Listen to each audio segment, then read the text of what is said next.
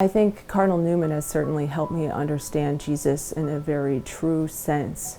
As a child, oftentimes Jesus was presented as an authority, ready to judge us and condemn us if we misbehave. And sometimes that can give you the feeling that he's very distant. And I'm not saying that he doesn't judge us, and of course we need to be judged, but I think what Cardinal Newman has done is he's helped me see Jesus as the tender, generous, inexplicably loving being that he is. And when Cardinal Newman describes him, everything makes such logical sense. If you read the works of Newman, you will see that he can act as a spiritual director in your life, and he can give you tips on how to grow in holiness. And you'll see that in a lot of his advice. For example, he talks about how the true Christian will deny himself daily. And he writes that even though it is daily, it must mean little things.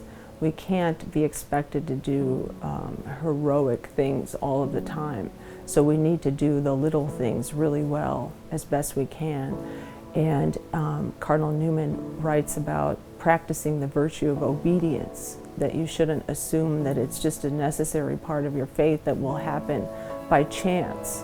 So I think the path of sanctity is trying to sanctify your ordinary words and deeds. And in the small ways, when you love your children and your families and your neighbors, that has a catching force that spreads. And you can't even imagine how much of an influence you can have on your community and the world at large. And maybe you won't see all the fruit of your efforts in your own lifetime, but just by doing your best wherever you are, I think is the path to sanctity and to saintliness. What the saints provide is advocacy. And I think most of us are aware of our own immense unworthiness. And the thought of approaching the Master, the Divine Master, directly is a bit intimidating. And the saints can provide that advocacy for us. So I would liken asking the saints to pray for us to a courtroom. In America, you can hire a lawyer or you can represent yourself.